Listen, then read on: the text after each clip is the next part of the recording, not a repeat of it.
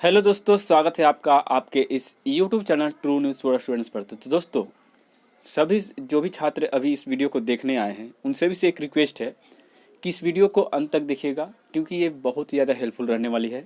साथ ही ये जो नोटिस आया वो नोटिस क्यों आया है और किन छात्रों के लिए आया है, ये मैं इस वीडियो में ज़रूर बताऊँगा।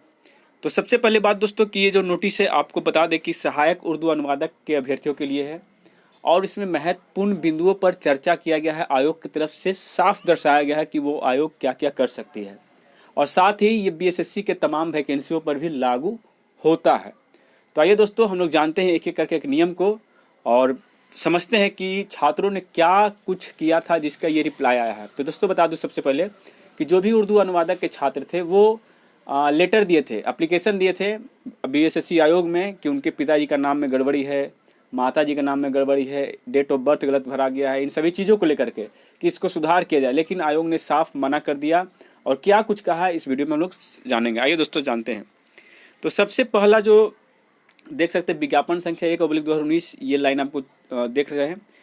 बताया गया कि आरक्षण कणिका 4 में अंकित है कि ऑनलाइन आवेदन पत्र में दावा किए गए आरक्षण श्रेणी में किसी भी परिस्थिति में परिवर्तन नहीं किया जाएगा। यानी कि आपने जो भी आरक्षण का दावा किया है, जैसे बीसी रखे हैं तो बीसी ही आपको देखा जाएगा, ईबीसी रखे हैं तो ईबीसी ही रखा जाएगा, अन्यथा आपको यूआर कैटेगरी में जो आपको देखा जाएगा या फिर समझ सकते हैं कि आपको कंसीडर किया जाएगा, है ना।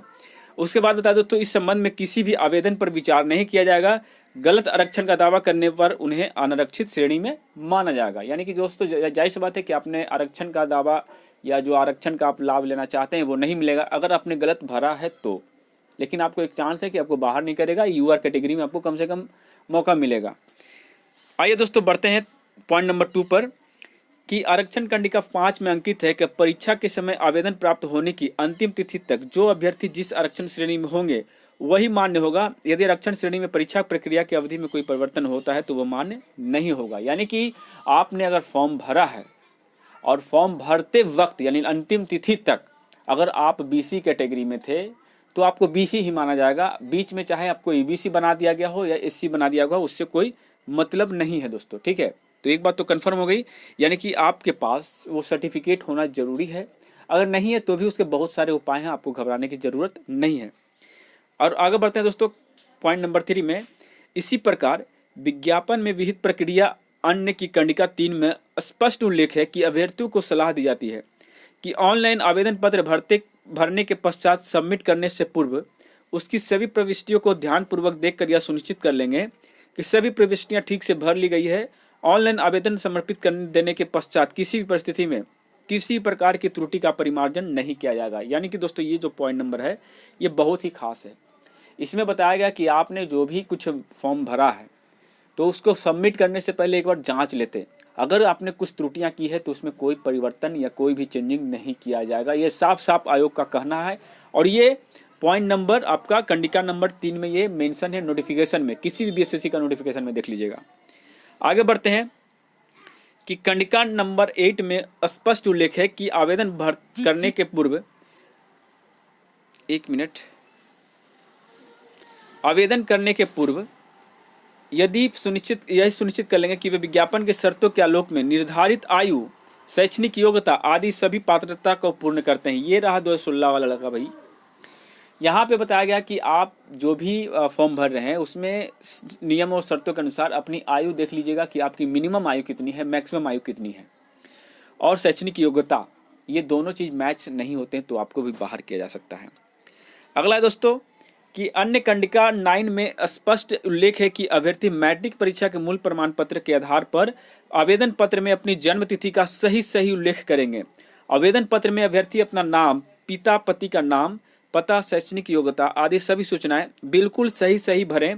प्रमाण पत्रों से मिलान कर के समय यदि इनमें से भिन्नता पाई जाती है तो आवेदक या आवेदिका की उम्मीदवारी रद्द कर दी जाएगी। देखिए दोस्तों ये जो लाइन लिखा हुआ है ना, बहुत ही डेंजरस लाइन है। ये जो लाइन आप देख रहे हैं यहाँ पे लिखा हुआ है कि अगर आपने गलती किया है, ये पॉइंट नंबर 9 है। ये point number 9 BSSC inter level में नहीं है और शायद नहीं भी होगा, लेकिन ये जो है आपका इस उर्दू अनुवादक वाले पोस्ट में था। तो इसमें साफ लिखा हुआ है कि ये चीज़ें अगर आपने भिन्नता पाई गई, यानी आपका मूल प्रमाण पत्र से और जो एप्लीकेशन फॉर्म में गलतियां मिलती है तो आपको बाहर कर दिया जाएगा। जैसे कि डेट ऑफ बर्थ अगर गलत है तो आपको निश्चिंत ही बाहर कर दिया जाएगा। अगर आपका नाम ही गलत है तो निश्चित है बाहर, एक दो अक्षर बच सकते हैं, जैसे कि नाम में कुछ गड़बड़ी हो तो बच सकते हैं, लेकिन अगर पूरा नाम ही गड़बड़ हो तो आपको बाहर किया जा सकता है। तो उपरोक्त के आलोक में सूचित किया जाता है कि आरक्षण कोटि, जन्म तिथि, पिता या माता पिता का नाम, स्थायी पता या पत्राचार पता के संबंधित सुधार हेतु दिए गए आवेदन स्वीकार योग्य नहीं है और इन्हें निर्देशानुसार अस्वीकृत किया जाता है। यानी कि आज तक जितने भी एप्लीकेशन आप सभी लोग देते होंगे सुधार के लिए, वो सब का सब जो है वो इनवैलिड माना जाता है और कोई भी इस पर जो है संज्ञान नहीं लिया जाता है। तो ये एक तरह से बुरी खबर है उन छात्रों के लिए जो एप्लीकेशन फॉर्म भरते समय कुछ गलतियां कर बैठते हैं, और अच्छी खबर उन छात्रों के लिए है जो सब कुछ सही सही भरे हैं। तो चलिए दोस्तों, इसी वीडियो के साथ हम विराम लेते हैं, फिर मिलेंगे नए वीडियो में नए अपडेट के साथ।